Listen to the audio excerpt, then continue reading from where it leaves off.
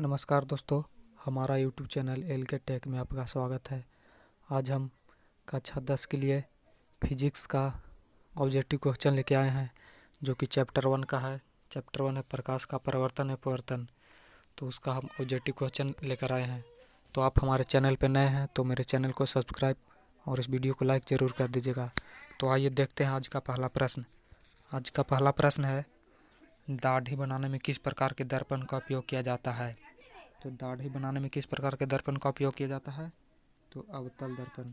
ठीक है दोस्तों, अगला प्रश्न है, गोलीय दर्पण में फोकसांतर एवं वक्रता त्रिज्या के बीच संबंध। तो गोलीय दर्पण में फोकसांतर एवं वक्रता त्रिज्या के बीच क्या संबंध है, तो F बराबर R/2 ऑप्शन 3। अगला प्रश्न, यदि किसी अवतल दर्पण की फोकस दूरी F तथा वक्रता त्रिज्या R हो तो क्या संबंध होगा, तो F बराबर R/2। अगला प्रश्न, अवतल दर्पण से परावर्तन के बाद किरण किस बिंदु से होकर गुजरेगी। तो अवतल दर्पण से परावर्तन के बाद कहाँ से गुजरेगी, तो F से। अगला प्रश्न,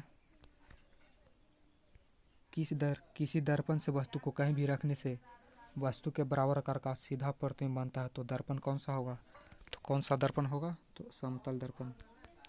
अगला प्रश्न है, प्रकाश के अपवर्तन के कितने नियम हैं। तो प्रकाश के अपवर्तन के कितने नियम हैं, प्रकाश के अपवर्तन के नियम है, तो कितने नियम है दोस्तों, तो 2। अगला प्रश्न, प्रकाश के वर्ण विक्षेपण किस उपकरण से संभव होता है। तो प्रकाश का वर्ण विक्षेपण किससे संभव है, तो प्रिज्म से। अगला प्रश्न है, किसी गोलीय दर्पण की वक्रता त्रिज्या 50 सेमी हो तो उसकी फोकस दूर क्या होगी, तो फोकस दूर क्या होगी, तो 25 सेंटीमीटर। अगला प्रश्न है, 1 मीटर फोकस दूरी वाले उत्तल लेंस की क्षमता होगी। 1 मीटर फोकस दूरी वाले उत्तल लेंस की क्षमता क्या होगी, तो 1 डायोप्टर। अगला प्रश्न है, किसी उत्तल लेंस की फोकस दूरी हमेशा होती है। तो उत्तल लेंस की फोकस दूरी हमेशा क्या होती है, तो प्लस में। ठीक है दोस्तों। अगला प्रश्न, प्रकाश का वेग न्यूनतम होता है। तो प्रकाश का वेग न्यूनतम किस में होता है, तो वो कांच में।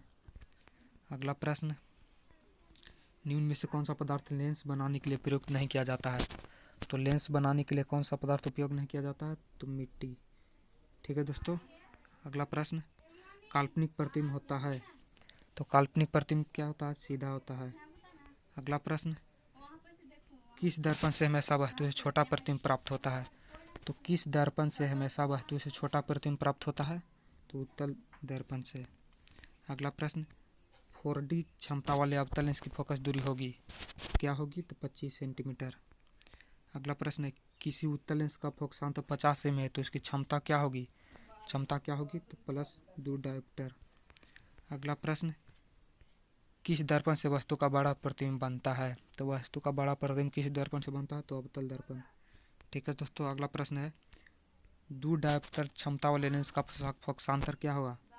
तो 2 डायोप्टर क्षमता वाले लेंस का फोकसांतर माने फोकस क्या होगा, तो 30 सेंटीमीटर। अगला प्रश्न, प्रकाश के परावर्तन के कितने नियम हैं। तो प्रकाश के परावर्तन के कितने नियम हैं, तो 2। अगला प्रश्न, समतल दर्पण द्वारा बड़ा प्रतिबिंब होता है। तो समतल दर्पण द्वारा कैसा प्रतिबिंब बनता है, तो काल्पनिक प्रतिबिंब। अगला प्रश्न, जब प्रकाश की किरण हवा से कांच में प्रवेश करती है तो मुड़ जाती है। तो हवा से कांच में प्रवेश करने पर किधर मुड़ती है, तो अभिलंब के निकट। अगला प्रश्न, किसी दर्पण से आप चाहे कितनी भी दूरी पर खड़े हो आपका प्रतिबिंब सदैव सीधा प्रतीत होता है। समतल कौन सा दर्पण होगा, तो कौन सा दर्पण होगा, तो या तो समतल या उत्तल। ठीक है दोस्तों। अगला प्रश्न, फोटोग्राफी कैमरा का अभिदृश्यक होता है। तो फोटोग्राफी कैमरा का अभिदृश्यक कैसा होता है, तो उत्तल लेंस का बना होता है। अगला प्रश्न, साइड मिरर के रूप में प्रयुक्त होता है। तो साइड मिरर के रूप में कौन सा दर्पण प्रयुक्त होता है, तो उत्तल दर्पण। ठीक है दोस्तों। अगला प्रश्न, एक अवतल दर्पण की फोकस दूरी 10 सेमी है तो उसकी वक्रता त्रिज्या क्या होगी, तो 5 सेंटीमीटर। अगला प्रश्न, किसी माध्यम के अपवर्तनांक का मान होता है। तो किसी माध्यम के अपवर्तनांक का मान क्या होता है, तो sin I/sin R। अगला प्रश्न, निर्गत किरण एवं अभिलंब के बीच के कोण को कहते हैं। तो निर्गत किरण एवं अभिलंब के बीच के कोण को क्या कहते हैं, तो परावर्तन कोण। ठीक है दोस्तों। अगला प्रश्न, अवतल लेंस का आवर्धन बराबर क्या होता है, तो अवतल लेंस का आवर्धन प्रभाव क्या होता है, V/U। ठीक है दोस्तों, अगला प्रश्न, सरल सूक्ष्मदर्शी में किसका उपयोग होता है, तो सरल सूक्ष्मदर्शी में किसका उपयोग होता है, तो उत्तल लेंस का। अगला प्रश्न, किस लेंस के द्वारा सिर्फ काल्पनिक प्रतिबिंब बनता है, तो किस लेंस के द्वारा सिर्फ काल्पनिक प्रतिबिंब बनता है, तो उत्तल लेंस। अगला प्रश्न, एक उत्तल लेंस होता है, तो एक उत्तल लेंस कैसा होता है, तो किरणों की अपेक्षा बीच किनारों की अपेक्षा बीच में मोटा होता है। ठीक है दोस्तों, किनारों की अपेक्षा बीच में मोटा होता है। अगला प्रश्न, किसी बिंब का वास्तविक तथा समान आकार का प्रतिबिंब प्राप्त करने के लिए बिंब को उत्तल लेंस के सामने कहाँ रखें, तो कहाँ रखेंगे, तो फोकस दूरी की दुगनी दूरी पर। ठीक है दोस्तों, अगला प्रश्न, किसी बिंब का अवतल दर्पण द्वारा बना प्रतिबिंब आभासी, सीधा तथा बिंब से बड़ा पाया गया वस्तु की स्थिति कहाँ होनी चाहिए, तो वस्तु कहाँ पर रहेगा, तो दर्पण के ध्रुव तथा फोकस के बीच। ठीक है दोस्तों, अगला प्रश्न है, किसी गोलीय दर्पण तथा किसी पतले गोलीय लेंस दोनों की फोकस दूरी -15 सेंटीमीटर है। दर्पण तथा लेंस समतल है, क्या है, तो दोनों अवतल। ठीक है दोस्तों, अगला प्रश्न, परावर्तन के नियम से निर्धारित होता है, क्या निर्धारित होता है, तो आपतन कोण बराबर परावर्तन कोण। अगला प्रश्न है, लेंस में मुक्त फोकस की संख्या कितनी होती है, तो लेंस में कितना फोकस होता है, तो 2। अगला प्रश्न है, प्रकाश की किरणें गमन करती है, तो प्रकाश की किरणें कैसे गमन करती है, तो सीधी रेखा में। अगला प्रश्न, सर्च लाइट का परावर्तक सतह होता है, तो सर्च लाइट का परावर्तक सतह कैसा होता है, तो अवतल। अगला प्रश्न, अवतल दर्पण की फोकस दूरी उसकी वक्रता त्रिज्या, अवतल दर्पण की फोकस दूरी उसकी वक्रता त्रिज्या की क्या होती है, तो आधी होती है। अगला प्रश्न, जब प्रकाश की एक किरण एक माध्यम से दूसरे माध्यम में जाती है तो अपने पूर्व पथ से विचलित होती है, इसे क्या कहते हैं, तो क्या कहते हैं, तो प्रकाश का अपवर्तन। अगला प्रश्न, प्रकाश की एक किरण जब विरल माध्यम से सघन माध्यम में आती है तब वह कहाँ जाती है, तो अभिलंब की ओर मुड़ जाती है। अगला प्रश्न,